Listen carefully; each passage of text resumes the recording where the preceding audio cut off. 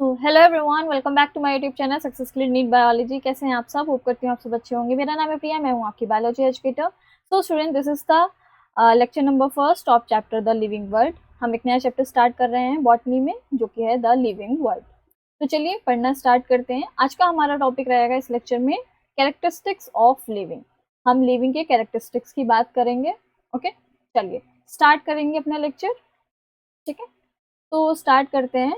जो living organisms होते हैं या जो लिविंग थिंग्स होते हैं बच्चों, उनकी दो प्रॉपर्टीज होती हैं। हमें उनमें दो प्रॉपर्टीज देखने को मिलती है। एक तो होती है कैरेक्टरिस्टिक प्रॉपर्टी और दूसरी होती है डिफाइनिंग प्रॉपर्टी। अब आप सोचेंगे कि कैरेक्टरिस्टिक प्रॉपर्टी क्या होती है, आप सोचेंगे डिफाइनिंग प्रॉपर्टी क्या होती है। तो एक एक करके हम इसको समझते हैं कि ये कैरेक्टरिस्टिक प्रॉपर्टी क्या होती है और डिफाइनिंग प्रॉपर्टी क्या होती है। ओके, चलिए कैरेक्टरिस्टिक प्रॉपर्टी की बात करते हैं। सबसे पहले जो कैरेक्टरिस्टिक प्रॉपर्टी होती है, ये जो प्रॉपर्टी होती है प्रेजेंट होती है in many living organisms but there may be exceptions. इस लाइन को समझते हैं कि ये जो कैरेक्टरिस्टिक प्रॉपर्टी होती है लिविंग में, ये बहुत सारे लिविंग ऑर्गेनिजम्स में प्रेजेंट होती है, बट इसमें कुछ एक्सेप्शंस होते हैं। कुछ लिविंग ऑर्गेनिजम्स में ये एब्सेंट होती है। ठीक है, ये जो कैरेक्टरिस्टिक प्रॉपर्टी होती है, ये कैरेक्टर तो होता है लिविंग ऑर्गेनिजम्स का, लेकिन होता क्या है कि ये प्रॉपर्टी बहुत सारे लिविंग ऑर्गेनिजम्स में प्रेजेंट होती है और कुछ एक्सेप्शंस होते हैं, कुछ लिविंग ऑर्गेनिजम्स में ये प्रॉपर्टी एब्सेंट होती है। ओके, तो फॉर एन एग्जाम्पल समझते हैं कैरेक्टरिस्टिक प्रॉपर्टी के बारे में। जैसे मान लेते हैं रिप्रोडक्शन। रिप्रोडक्शन क्या है? एक कैरेक्टर है लिविंग ऑर्गेनिजम्स का। कैरेक्टर होता है जो रिप्रोडक्शन है वो कैरेक्टर होता है लिविंग ऑर्गेनिजम्स का। लेकिन क्या रिप्रोडक्शन सारे लिविंग ऑर्गेनिजम्स में प्रेजेंट होता है? नहीं। आप कहेंगे नहीं, कुछ एक्सेप्शंस होते हैं। क्या एक्सेप्शंस होते हैं? जैसे कि फॉर एन एग्जांपल जो म्यूल होता है वो इनफर्टाइल होता है, वो रिप्रोडक्शन नहीं कर सकता। ठीक है, उसमें देखो रिप्रोडक्शन एब्सेंट हो गया। तो क्या म्यूल लिविंग नहीं है? म्यूल लिविंग है। अब जैसे वर्कर बी होती है, वो भी क्या होती है? इनफर्टाइल होती है। ओके, तो ये भी लिविंग है, बट इसमें भी क्या है? रिप्रोडक्शन एब्सेंट है। ओके, अब जैसे कुछ इनफर्टाइल ह्यूमन कपल्स होते हैं जो बच्चे नहीं कर सकते, जो बेबी नहीं कर सकते हैं। ठीक है, तो क्या हम उनको नॉन लिविंग बोल देंगे? ऐसा तो नहीं है, उनको हम लिविंग ही बोलेंगे। तो जो कैरेक्टरिस्टिक प्रॉपर्टी होती है स्टूडेंट्स, वो क्या होती है? वो कैरेक्टर होता है लिविंग ऑर्गेनिजम्स का। कैरेक्टर होता है, जैसे कि रिप्रोडक्शन क्या है? एक कैरेक्टर है लिविंग ऑर्गेनिजम्स का। ठीक है, लेकिन होता क्या है कि ये बहुत सारे लिविंग ऑर्गेनिजम्स में होती है, लेकिन कुछ एक्सेप्शंस होते हैं कि कुछ में ये नहीं प्रेजेंट होती है। ठीक है, तो जैसे कि हमने अभी बताया आपको रिप्रोडक्शन। ठीक है, तो यहाँ पर लिख दिया मैंने, this property is present in many living organism but there may be exception. जैसे some living organisms may not have this property. तो कुछ लिविंग ऑर्गेनिजम्स ऐसे होते हैं जिनमें ये प्रॉपर्टी एब्सेंट होती है, यानी नहीं प्रेजेंट होती है। अब दूसरे एग्जाम्पल से समझते हैं। जैसे कि क्या होती है? ग्रोथ। जैसे कि ग्रोथ ग्रोथ जो होगी वो लिविंग में भी होती है और नॉन लिविंग में भी हमें देखने को मिलती है। ठीक है, तो ये जो ग्रोथ है हमारे अंदर भी होती है और नॉन लिविंग थिंग्स के अंदर भी होती है ग्रोथ। ठीक है, हमारे अंदर ग्रोथ भी होती है, नॉन लिविंग थिंग्स। जैसे कि क्या होता है? हमने आज कोई माउंटेन देखा। ठीक है, 2025 में हमने कोई माउंटेन देखा, वो छोटा सा माउंटेन है।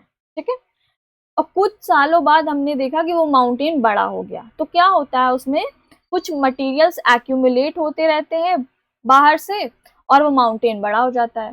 तो क्या हो गया? उसमें ग्रोथ हो गई माउंटेन में। तो जो ग्रोथ होती है वो हमारे अंदर भी होती है और क्या होती है? नॉन लिविंग थिंग्स में भी हमें देखनी, जैसे माउंटेन, जैसे कि सैंड ड्यून्स हो गए। सैंड ड्यून्स यानी रेत के टीले। ठीक है, रेत इकट्ठा होती जाती है और रेत के बड़े बड़े टीले हमें देखने को मिलते हैं, बन जाते हैं। तो ये क्या हो रही है?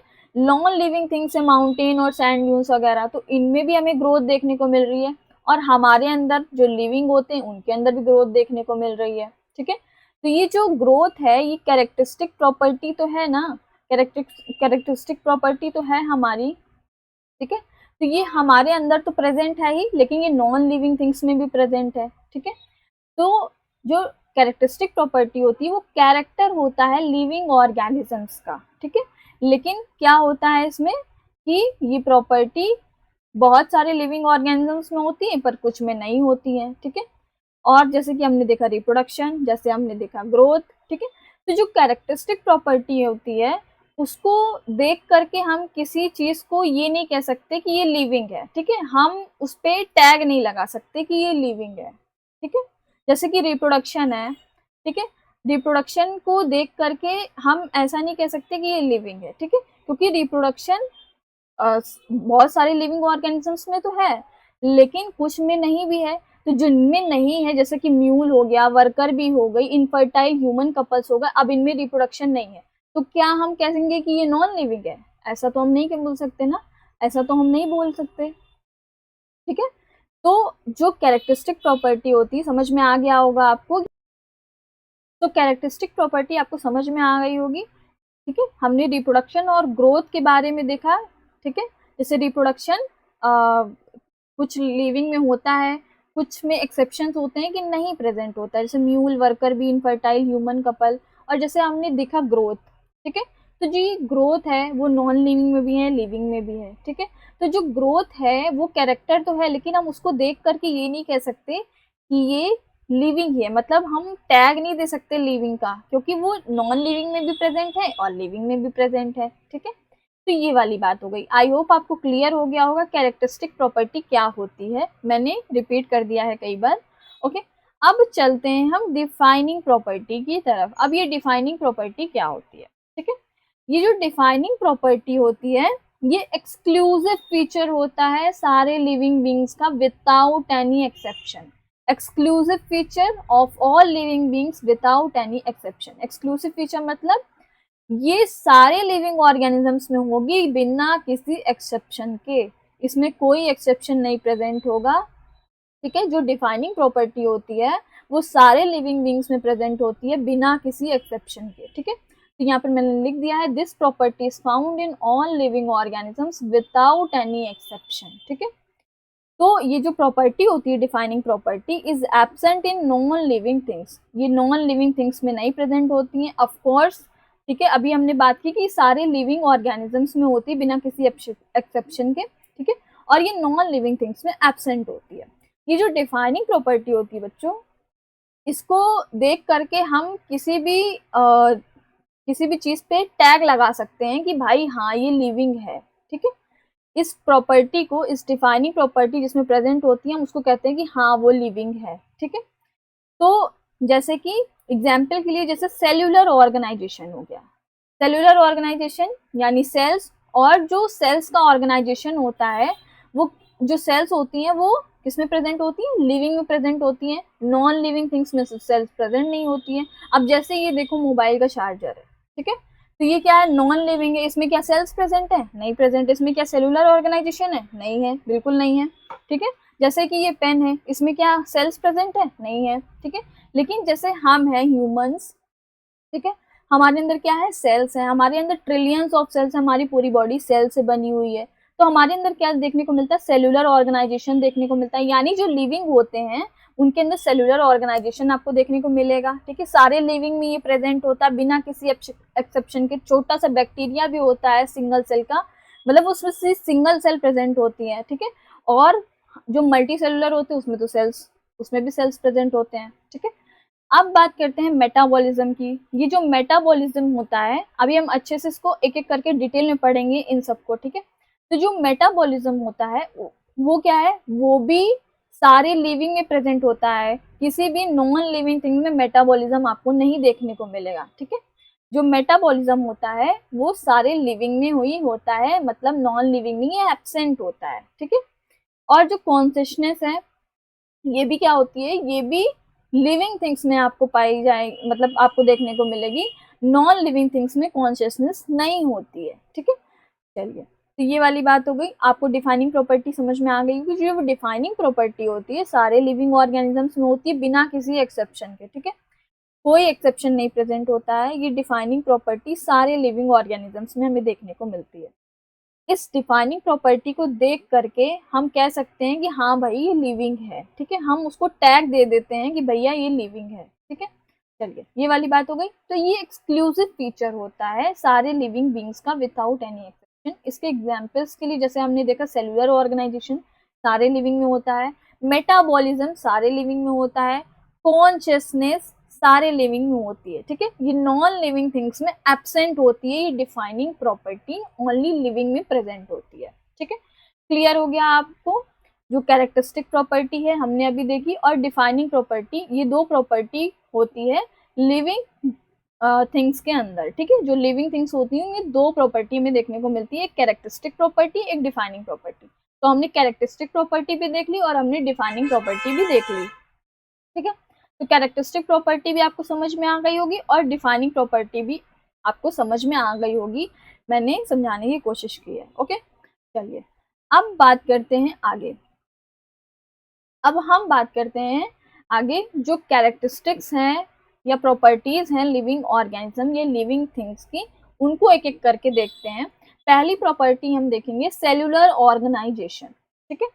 सेल्यूलर ऑर्गेनाइजेशन के बारे में देखते हैं। तो सेल्यूलर ऑर्गेनाइजेशन में क्या लिखा है? All living organisms are made up of cells. जितने भी लिविंग ऑर्गेनिजम्स होते हैं वो सेल से बने होते हैं, ठीक है। अभी मैंने आपको बताया भी था कि जो लिविंग होते हैं उनमें सेल्स प्रेजेंट होती है, यानी उसमें सेल्यूलर ऑर्गेनाइजेशन हमें देखने को मिलता है, ठीक है। जितने भी लिविंग ऑर्गेनिजम्स होते हैं उनमें सेल्स प्रेजेंट होती हैं, ठीक है। Cell is the structural and functional unit of life. जो भी लिविंग होगा उसमें सेल्स आपको जरूर देखने को मिलेगी, ठीक है। तो सेल क्या होती है? Cell is the structural and functional unit of life होती है। स्ट्रक्चरल क्यों कह रहे हैं? क्योंकि ये हमारे पूरे स्ट्रक्चर को बनाती है, ठीक है। ये पूरी, जैसे हम हैं ह्यूमंस, तो हमारी पूरी बॉडी में क्या है? सेल्स प्रेजेंट है। हमारी पूरी बॉडी में क्या है? ट्रिलियंस ऑफ सेल्स प्रेजेंट हैं, ठीक है। तो क्या है? ये हमारे स्ट्रक्चर को बना रही है। सेल क्या है? हमारी पूरे स्ट्रक्चर को फॉर्म कर रही है। सो हम इसलिए कह रहे हैं स्ट्रक्चरल यूनिट है। फंक्शनल यूनिट क्यों कह रहे हैं? क्योंकि जो सेल्स हैं हमारी फंक्शन परफॉर्म करती, तभी तो हम फंक्शन कर पाते हैं। जैसे हमें हाथ हिलाना है, ठीक है, हैंड मूवमेंट करना है, तो जो हमारी स्केलेटल मसल सेल है जब उसमें फंक्शन होगा तभी तो हम हाथ हिला पाएंगे, हैंड मूवमेंट कर पाएंगे, ठीक है। तो जो भी बेसिक फंक्शंस होते हैं वो हमारी सेल के अंदर होते हैं, ठीक है। तो cell is the structural and functional unit of life होती है, ठीक है। जितने भी लिविंग्स होते हैं, जितने भी लिविंग बीइंग्स होते हैं उनमें सेल्स प्रेजेंट होती हैं। Cell is the structural and functional unit of life, ठीक है, हमें पता है ये बात। चलिए आगे बढ़ते हैं। तो जितने भी लिविंग ऑर्गेनिजम्स होते हैं उसमें सेल्स होती हैं और सेलुलर ऑर्गेनाइजेशन देखने को मिलता है विदाउट एनी एक्सेप्शन, ठीक है। जितने भी लिविंग ऑर्गेनिजम्स होते हैं हमें उसमें सेल्स देखने को मिलती हैं, उसमें सेल्स होती हैं और सेलुलर ऑर्गेनाइजेशन देखने को मिलता है विदाउट एनी एक्सेप्शन। ये जो सेलुलर ऑर्गेनाइजेशन है ये नॉन लिविंग थिंग्स में हमें नहीं देखने को मिलता है, ठीक है। जैसे ये चार्जर है, ये मोबाइल का चार्जर है, इसमें क्या सेल्स हमें देखने को मिल रही है? इसमें क्या सेलुलर ऑर्गेनाइजेशन है? नहीं है, ठीक है। तो ये नॉन लिविंग थिंग है, इसमें सेल्स हमें देखने को नहीं मिलेगी। पर जो लिविंग होते हैं उनमें सेल्स देखने को मिलती है, सेलुलर ऑर्गेनाइजेशन देखने को मिलता है, ठीक है। तो hence cellular organisation is a defining feature या property of all living beings. तो सेलुलर ऑर्गेनाइजेशन जो होगा बच्चों वो डिफाइनिंग फीचर होगा, या हम कह सकते हैं डिफाइनिंग प्रॉपर्टी है सारे लिविंग बीइंग्स की, ठीक है। तो डिफाइनिंग प्रॉपर्टी अभी आपको समझाई थी मैंने। डिफाइनिंग प्रॉपर्टी क्या होती है? इस प्रॉपर्टी, ऐसी प्रॉपर्टी जो सारे लिविंग बीइंग्स में प्रेजेंट होती है विदाउट एनी एक्सेप्शन, ठीक है। तो ये जो सेल है और सेलुलर ऑर्गेनाइजेशन है सारे लिविंग बीइंग्स में है, ठीक है। तो ये क्या है? डिफाइनिंग प्रॉपर्टी है, ठीक है। इसको देख करके हम कह सकते हैं किसी भी चीज को कि हाँ भाई ये लिविंग है, ठीक है। इसको हम टैग दे देंगे कि हाँ ये लिविंग है, इनमें सेल्स है, इनका सेलुलर ऑर्गेनाइजेशन है इनके अंदर, सो ये लिविंग है, ठीक है। चलिए ये वाली बात हो गई। तो non living things do not contain cells, ठीक है। नॉन लिविंग थिंग्स में सेल नहीं होते हैं। अभी जैसे मैंने आपको दिखाया मोबाइल का चार्जर, अब जैसे कि लैपटॉप हो गया, कंप्यूटर हो गया, मतलब बहुत सारी नॉन लिविंग थिंग्स हो गई, जैसे चेयर्स हो गई, फैन हो गई, बहुत सारी नॉन लिविंग थिंग्स हो गई। सो उसमें जो है सेल्स या सेलुलर ऑर्गेनाइजेशन हमें नहीं देखने को मिलता है, ओके। चलिए तो नेक्स्ट पे चलते हैं। अब हम नेक्स्ट पे चलते हैं, दैट इज मेटाबॉलिज्म। मेटाबॉलिज्म के बारे में पढ़ते हैं। नेक्स्ट ये प्रॉपर्टी है किसकी? लिविंग ऑर्गेनिजम्स की। एक प्रॉपर्टी हमने कर ली, that is cellular organisation. Second property हम पढ़ेंगे मेटाबॉलिज्म। ओके, तो जो मेटाबॉलिज्म होता है, जो मेटाबॉलिज्म वर्ड है वो ग्रीक वर्ड से आया है, दैट इज मेटाबोल। ग्रीक वर्ड से आया है मेटाबोल। जो मेटाबॉलिज्म है वो कहाँ से डिराइव हुआ है, एक ग्रीक वर्ड से लिया गया है, मेटाबोल से। मेटाबोल का मतलब होता है मीन्स आ चेंज, मतलब कुछ बदलना, चेंज होना। ठीक है, मेटाबोल का मतलब मीन्स आ चेंज, चेंज होना यानी बदलना। ठीक है, चलिए, तो होता क्या है बच्चों, जो हमारी सेल्स, हमारी पूरी बॉडी में सेल्स प्रेजेंट हैं। ठीक है, जो लिविंग ऑर्गेनिजम्स होते हैं उसमें सेल्स होती है, अभी मैंने आपको पढ़ाया है। तो जो हमारी सेल्स होती हैं उसके अंदर बायोकेमिकल्स बनते हैं। ठीक है, बायोकेमिकल्स बनते रहते हैं। ठीक है, बायोकेमिकल्स बनते रहते हैं, और ये बायोकेमिकल जब बनते हैं तो ये फिर दूसरे बायोकेमिकल में चेंज हो जाते हैं। ठीक है, तो लिख दिया मैंने, inside all cells biochemicals are being formed and they are converted into new biochemical. तो जो मेटाबोल है इसका मतलब होता है चेंज। चेंज हम क्यों कह रहे हैं, इसीलिए हम चेंज कह रहे हैं क्योंकि हमारी जो सेल्स है उसके अंदर बायोकेमिकल बने। जो बायोकेमिकल, मान लो एक बायोकेमिकल बना, ठीक है, बायोकेमिकल बना या मान लो बायोमोलिक्यूल बना, ठीक है, ऐसे बोल लो।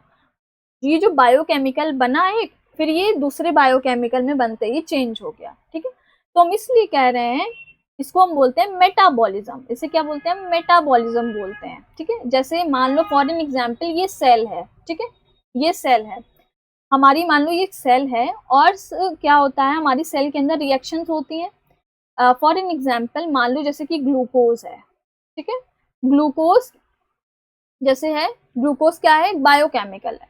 किसमें चेंज हो जाएगा ये, मान लो ग्लूकोज 6 फॉस्फेट में मान लो ये चेंज हो गया। ठीक है, अब ये ग्लूकोज 6 फॉस्फेट बना और ये चेंज हो गया किसमें, फ्रक्टोज 6 फॉस्फेट में। फ्रक्टोज 6 फॉस्फेट में चेंज हो गया। तो ये ग्लूकोज क्या है, बायोकेमिकल है, ये किसमें चेंज हो गया बनते ही, ग्लूकोज 6 फॉस्फेट में चेंज हो गया। अब ये ग्लूकोज 6 फॉस्फेट बना और ये किसमें चेंज हो गया, फ्रक्टोज 6 फॉस्फेट में चेंज हो गया। ठीक है, तो ये रिएक्शन जो है हमने किसकी लिखी, ये हमने ग्लाइकोलिसिस की रिएक्शन लिखी है, ग्लाइकोलिसिस की, सॉरी एक मिनट, तो ये हमने कहा किसकी रिएक्शन लिखी है, ये हमने ग्लाइकोलिसिस की रिएक्शन लिखी हुई है, ये ग्लाइकोलिसिस की रिएक्शन हमने लिखी है। ठीक है, तो ये जो ग्लाइकोलिसिस की रिएक्शन है हमारी सेल के अंदर होती है, साइटोप्लाज्म में। ठीक है, तो ये यहाँ पर मैंने फॉर एन एग्जाम्पल आपको समझाने के लिए मेटाबॉलिज्म ये रिएक्शन का यूज किया है। तो ये जो ग्लूकोज है ये समझो एक बायोकेमिकल है, ये किस में चेंज हो गया, ग्लूकोज 6 फॉस्फेट में चेंज हो गया। अब ग्लूकोज 6 फॉस्फेट बना तो ये किस में चेंज हो गया, फ्रक्टोज 6 फॉस्फेट में चेंज हो गया। ओके, तो ये इसका मतलब हो रहा है, इसका मतलब क्या है कि ये जो मेटाबॉल है इसका मतलब होता है चेंज। तो हमारी सेल्स के अंदर क्या होता है, बायोकेमिकल्स बनते रहते हैं और फिर वो कन्वर्ट होते रहते हैं नए बायोकेमिकल्स में। ठीक है, इसी को हम क्या बोलते हैं, मेटाबॉलिज्म बोलते हैं। ओके, चलिए, तो क्या होता है, so sum total of all biochemical reactions taking place inside a living body made up of cells is called metabolism. तो होता क्या है कि हमारी बॉडी में, ठीक है, हमारी बॉडी में जितने भी sum total of biochemical reactions होती हैं उसको हम क्या कहते हैं, कुल मिलाकर के मेटाबॉलिज्म नाम देते हैं। क्या बोलते हैं हम, मेटाबॉलिज्म नाम देते हैं। ठीक है, मेटाबॉलिज्म कहते हैं उसे, क्या बोलते हैं उसे, मेटाबॉलिज्म। किसको बोलते हैं, हमारी जो बॉडी है, ठीक है, हमारी बॉडी है उसमें जो सम टोटल ऑफ ऑल बायोकेमिकल, हमारी बॉडी में जितनी भी टोटल बायोकेमिकल रिएक्शंस हो रही हैं उनको कुल मिलाकर के हम क्या बोलते हैं, मेटाबॉलिज्म बोलते हैं।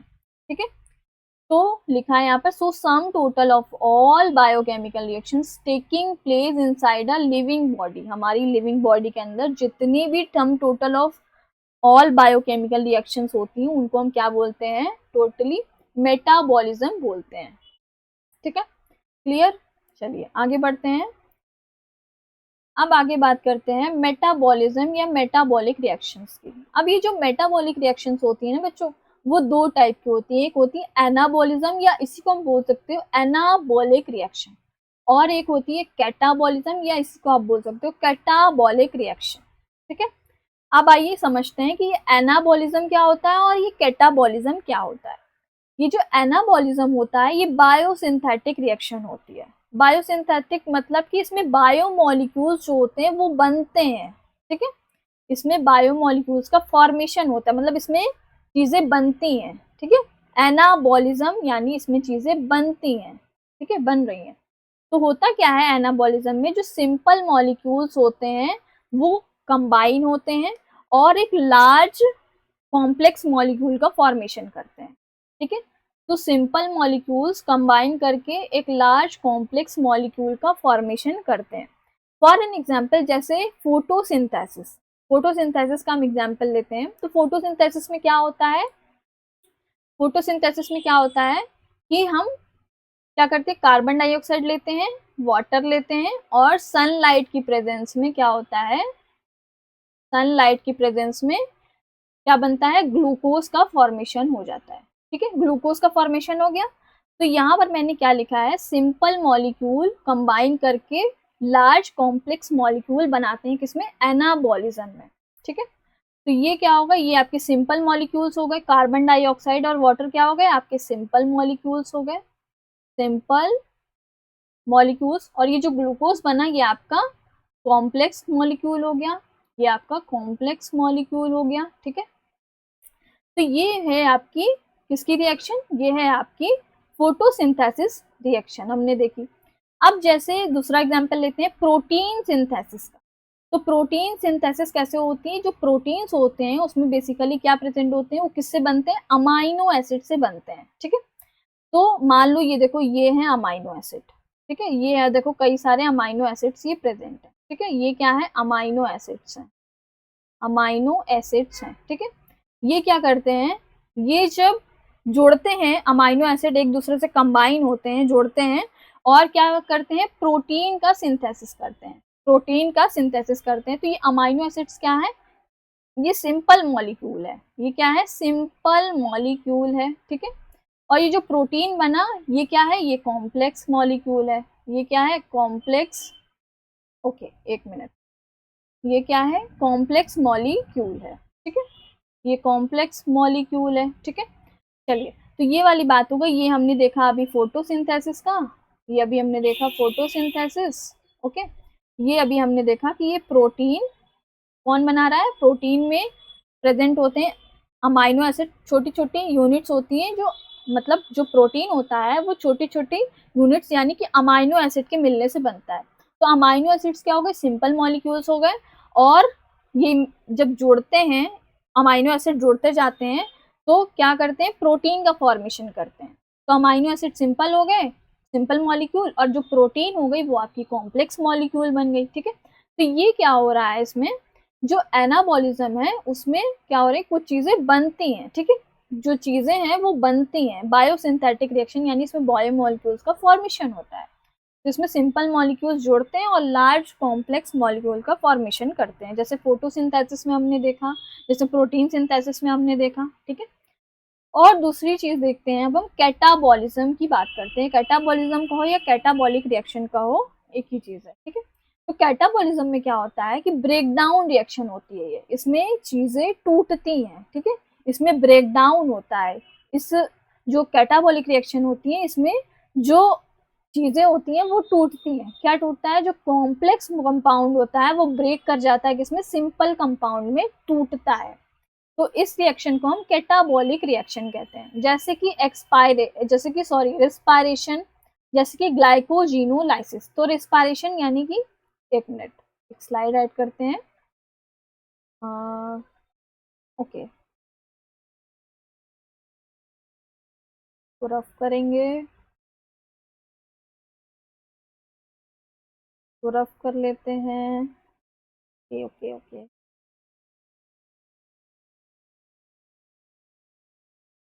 ठीक है। तो चलिए देखते हैं, जो कैटाबॉलिक रिएक्शंस होती हैं वो ब्रेकडाउन रिएक्शन होती है, उसमें कॉम्प्लेक्स कंपाउंड ब्रेकडाउन करते हैं, किसमें, सिंपल कंपाउंड में, यानी जैसे कॉम्प्लेक्स कंपाउंड है, ठीक है, वो किसमें टूटेगा, सिंपल कंपाउंड में टूटेगा। चलिए देखते हैं, जैसे फॉर एग्जांपल रिस्पायरेशन का एग्जांपल लेते हैं। तो रिस्पायरेशन में क्या होता है, जो हमारा कॉम्प्लेक्स कंपाउंड है, जैसे मान लो ग्लूकोज है, ठीक है, इसमें क्या होता है, जो ग्लूकोज होता है वो कार्बन डाइऑक्साइड प्लस वाटर में टूटता है, प्लस हमें क्या मिलती है, एटीपी मिलती है, ठीक है। तो ये है रिस्पायरेशन की रिएक्शन। रिस्पायरेशन में क्या होता है, जो हमारा ग्लूकोज है, ग्लूकोज क्या है यहाँ पर, कॉम्प्लेक्स कंपाउंड है, कॉम्प्लेक्स कंपाउंड है। और ये किसमें डिवाइड हो गया, कार्बन डाइऑक्साइड, वाटर, और हमें मिली एटीपी। ये सारे क्या है, ये सब क्या है, सिंपल कंपाउंड्स है, ये सब क्या है, सिंपल कंपाउंड्स है। ओके, चलिए अब देखते हैं ग्लाइकोजिनोलाइसिस। अब ग्लाइकोजिनोलाइसिस के बारे में देखते हैं बेटा। तो ग्लाइकोजिनोलाइसिस क्या होता है कि जब हमारी बॉडी में ज्यादा ग्लूकोज होता है, एक्स्ट्रा ग्लूकोज होता है, तो उसको बॉडी कन्वर्ट कर देती है ग्लाइकोजन में। और ये जो ग्लाइकोजन होता है वो हमारी लीवर में और मसल्स में स्टोर हो जाता है, ठीक है। तो ये जो ग्लाइकोजन होता है हमारी लीवर और मसल्स में स्टोर हो जाता है, और जब बॉडी की जरूरत होती है तो बॉडी क्या करती है, इसी ग्लाइकोजन को ब्रेक करती है, किसमें, ग्लूकोज में। ग्लाइकोजन फिर ग्लूकोज में कन्वर्ट हो जाता है। तो क्या हो रहा है, ये जो ग्लाइकोजन है, ये जो ग्लाइकोजन है स्टोर्ड है हमारी बॉडी में, ये ग्लाइकोजन क्या है, ये ग्लाइकोजन कॉम्प्लेक्स मॉलिक्यूल है, ये ग्लाइकोजन कॉम्प्लेक्स मॉलिक्यूल है, ठीक है। और ये जो ग्लूकोज में टूट रही है ये कैसा है, ये आपका सिंपल मॉलिक्यूल हो गया, ये आपका सिंपल मॉलिक्यूल हो गया, ठीक है। तो ये वाली बात हो गई, ठीक है। ये हमने बात की किसकी, ग्लाइकोजिनोलाइसिस की, ठीक है।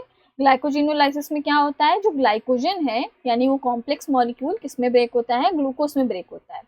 ये ग्लाइकोजिनोलाइसिस में क्या हो रहा है, ग्लाइकोजन ग्लूकोज में हो रहा है, ठीक है, ब्रेक। चलिए ये वाली बात हो गई। यहाँ तक आपको समझ में आ गया होगा। जो मेटाबॉलिक रिएक्शंस में जो एनाबॉलिक और कैटाबॉलिक रिएक्शन, एनाबॉलिक रिएक्शन में चीजें बनती हैं यानी बायोसिंथेटिक रिएक्शन होती है, और कैटाबॉलिक रिएक्शन में क्या होता है, ब्रेक डाउन रिएक्शन होती है, यानी इसमें चीजें टूटती हैं, यानी कॉम्प्लेक्स कंपाउंड ब्रेक डाउन होता है, किसमें, सिंपल कंपाउंड में। जैसे हमने देखा रिस्पिरेशन में जो ग्लूकोज है वो टूटता है, कार्बन डाइऑक्साइड, वाटर और एटीपी मिलती है हमें। जैसे ग्लाइकोजिनोलाइसिस देखा हमने, जब हमारी बॉडी में एक्स्ट्रा ग्लूकोज होता है तो वो कन्वर्ट हो जाता है किसमें, बॉडी कन्वर्ट कर देती है उसको ग्लाइकोजन में, और वो किसमें स्टोर होता है, हमारी लीवर में और मसल्स में जाकर के स्टोर हो जाता है ग्लाइकोजन। और ये ग्लाइकोजन जब जरूरत पड़ती है बॉडी को तो ये ग्लाइकोजन ब्रेक होता है किसमें, ग्लूकोज में, और बॉडी इस ग्लूकोज को यूज करती है, ठीक है, एनर्जी के लिए। चलिए ये वाली बात हो गई।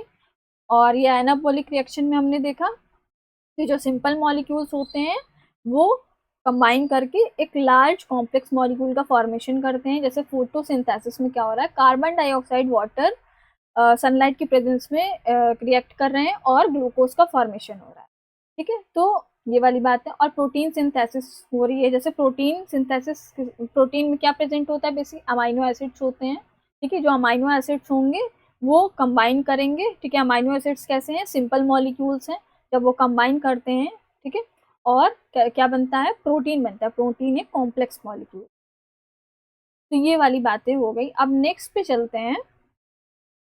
चलते हैं, ठीक है। चलिए, तो metabolism only happens in living organisms and there is no exception. तो ये वाली लाइन को आप समझो कि जो मेटाबॉलिज्म होता है वो सारे लिविंग ऑर्गेनिजम्स में ही होता है, कोई एक्सेप्शन नहीं है। इसका मतलब ये जो मेटाबॉलिज्म है ये सारे लिविंग ऑर्गेनिजम्स में आपको देखने को मिलेगा, ठीक है। कोई एक्सेप्शन नहीं है कि किसी एक लिविंग में आप बता दो कि मेटाबॉलिज्म नहीं होता हो, ठीक है। एक बैक्टीरिया जो कि सिंगल सेल्ड होता है उसमें भी हमें मेटाबॉलिज्म देखने को मिलता है, और जो मल्टी सेलुलर ऑर्गेनिजम्स होते हैं जिसमें बहुत सारी सेल्स होती हैं उनमें भी हमें मेटाबॉलिज्म देखने को मिलता है। तो मेटाबॉलिज्म का कोई एक्सेप्शन नहीं है, कोई एक्सेप्शन नहीं है ऐसा कि किसी लिविंग में ये ना प्रेजेंट हो, ठीक है। सारे लिविंग में हमें मेटाबॉलिज्म देखने को मिलता है। सो इसीलिए हम इसको कहते हैं कि ये डिफाइनिंग फीचर है किसका, लिविंग ऑर्गेनिजम्स। तो metabolism is a defining property या defining feature of all living organisms. जितने भी लिविंग ऑर्गेनिजम्स होते हैं उसका ये डिफाइनिंग फीचर होता है। यानी जब मान लो कोई चीज है उसमें अगर मेटाबॉलिज्म चल रही है तो हम उसको कह सकते हैं कि हाँ भाई वो लिविंग है, ठीक है। तो हम उसको टैग दे देते हैं कि भैया ये लिविंग है, ठीक है। तो मेटाबॉलिज्म क्या है, डिफाइनिंग प्रॉपर्टी है सारे लिविंग ऑर्गेनिज्म। अब metabolism is absent in non living things. Metabolism जो है वो एब्सेंट होगी नॉन लिविंग थिंग्स में, ठीक है, क्योंकि मेटाबॉलिज्म तो भाई सेल के अंदर चल रही है ना, तो नॉन लिविंग थिंग्स में थोड़ी ना होगी है, ठीक है, नॉन लिविंग थिंग्स में एब्सेंट होती है, ठीक है। चलिए ये वाली बात हो गई, समझ में आ गया होगा आपको। अब चलिए आगे बढ़ते हैं। अब जो मेटाबॉलिक रिएक्शन होती है, जो मेटाबॉलिज्म होता है, वो सेल के अंदर भी होता है और इनसाइड द टेस्ट ट्यूब यानी सेल के बाहर भी होता है। अभी अभी हमने पढ़ा कि ये जो मेटाबॉलिज्म होता है वो एब्सेंट होता है नॉन लिविंग थिंग्स का। तो आप यहाँ पर कंफ्यूज मत होना, अभी आप आगे सुनते जाइए कि होता क्या है, ठीक है। अभी अभी अभी अभी मैम आपने पढ़ाया कि जो मेटाबॉलिक रिएक्शन होते हैं वो लिविंग में होती है ओनली, वो नॉन लिविंग में एब्सेंट होती है। तो यहाँ पर तो ये टेस्ट ट्यूब के अंदर भी हो रहा है, तो ये लिविंग कैसे हो गया। तो अभी आप सुनते जाइए, अभी आपको सब समझ में आ जाएगा। तो सेल के अंदर अगर मेटाबॉलिक रिएक्शन चलती है तो हम उसे बोलते हैं क्या, in vivo reaction, in vivo reaction, okay. अगर जो मेटाबॉलिक रिएक्शन है टेस्ट ट्यूब में चलती है यानी सेल के बाहर चल रही है, तो उसे हम बोलेंगे क्या, in vitro reaction, in vitro reaction, ठीक है। तो सेल के अंदर चलती है तो इन वीवो रिएक्शन कहते हैं, और इनसाइड द टेस्ट ट्यूब यानी सेल के बाहर चल रही है टेस्ट ट्यूब में, तो हम उसे बोलेंगे इन विट्रो रिएक्शन, ठीक है। चलिए तो अब मान लेते हैं हमने लिया एक टेस्ट ट्यूब, ठीक है। टेस्ट ट्यूब में हमने क्या डाला, हमने डाला सबस्ट्रेट, हमने डाला क्या, सबस्ट्रेट। मान लो हमने क्या डाल दिया, इसमें ग्लूकोज डाल दिया सबस्ट्रेट के तौर पे, और हमने क्या डाला, एटीपी डाल दिया, मान लो एटीपी डाल दिया। अब हमने एंजाइम डाल दिया, मान लो एंजाइम कौन सा हमने डाल दिया, मान लो हेक्सोकाइनेस डाल दिया, हेक्सोकाइनेस हमने एंजाइम इसमें ऐड कर दिया, ठीक है। तो इस टेस्ट ट्यूब में हमने सबस्ट्रेट डाला, एंजाइम डाला और एटीपी डाला और रिएक्शन कराई, तो यहाँ पर प्रोडक्ट बन गया, मान लो glucose, glucose 6 phosphate, glucose 6 phosphate, ये प्रोडक्ट यहाँ पर बन गया, ठीक है। तो स्टूडेंट क्या होता है कि ये जो टेस्ट ट्यूब है, ये टेस्ट ट्यूब कैसा है, ये है नॉन लिविंग, ये कैसा है, नॉन लिविंग है, ठीक है। नॉन लिविंग थिंग है, एक टेस्ट ट्यूब जो है ये नॉन लिविंग थिंग है, लेकिन हम जो इसमें कंपोनेंट्स ऐड कर रहे हैं यानी जो सबस्ट्रेट ऐड किया हमने, ग्लूकोज, एटीपी डाली, इसमें एंजाइम डाला हेक्सोकाइनेस, ये क्या है, ये क्या है, एक लिविंग कंपोनेंट है, ठीक है। ये हमने कहाँ से आइसोलेट किया है, ये हमने लिविंग ऑर्गेनिजम्स में से ही लिया हुआ है, ठीक है। इस जो टेस्ट ट्यूब है ये नॉन लिविंग है, इसने तो ये कंपोनेंट्स नहीं प्रोड्यूस किए हैं ना, हमने ये कंपोनेंट्स बाहर से इसमें डाले हैं, ठीक है। हमने ये कंपोनेंट्स जो है लिविंग ऑर्गेनिज्म से ही आइसोलेट किया है और इस टेस्ट ट्यूब के अंदर डाला है, तो इस आइसोलेटेड रिएक्शन को हम क्या कहेंगे, लिविंग रिएक्शन बोलेंगे, ठीक है। इस आइसोलेटेड रिएक्शन को हम क्या बोलेंगे, लिविंग रिएक्शन बोलेंगे, क्योंकि ये जो टेस्ट ट्यूब है वो क्या कर रहा है, वो इन कंपोनेंट्स को नहीं प्रोड्यूस कर रहा है, ठीक है।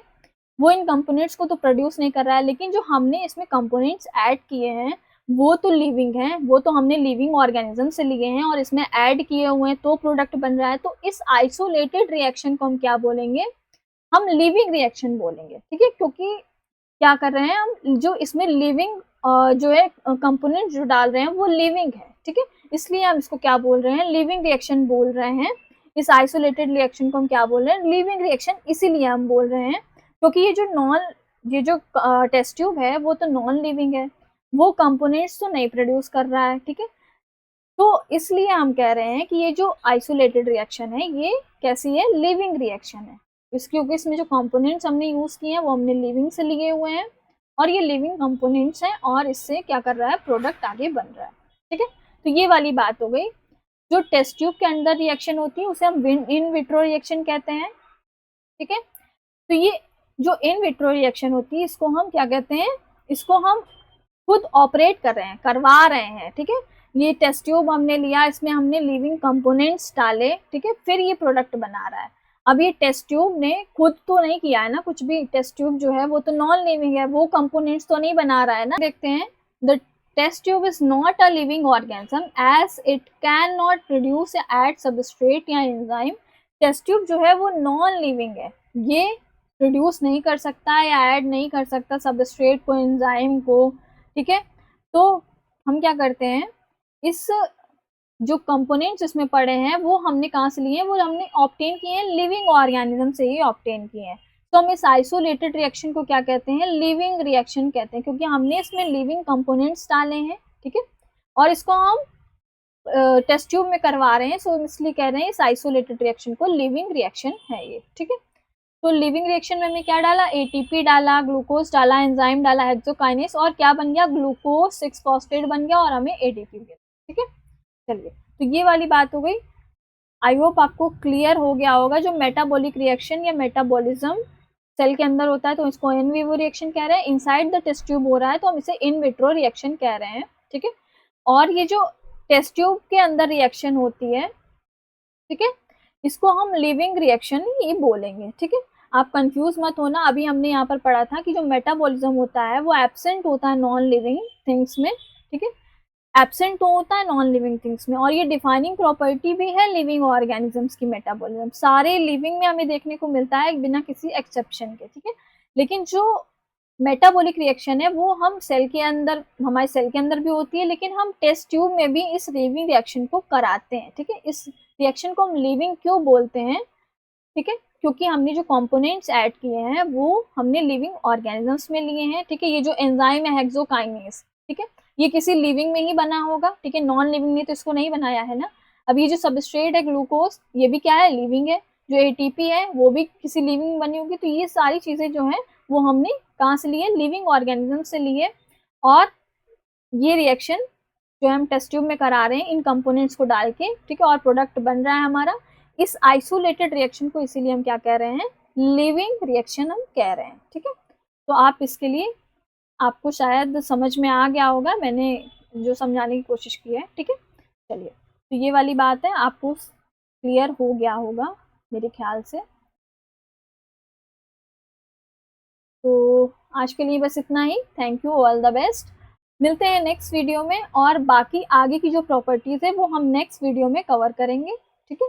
चलिए, तो आज के लिए बस इतना ही। Thank you, all the best, पढ़ाई करते रहिए। मिलते हैं नेक्स्ट वीडियो। अगर चैनल को सब्सक्राइब नहीं किया तो प्लीज़ सब्सक्राइब कर दो, और वीडियो को जल्दी जल्दी शेयर करो, लाइक करो और मुझे सपोर्ट करो, ठीक है। चलिए।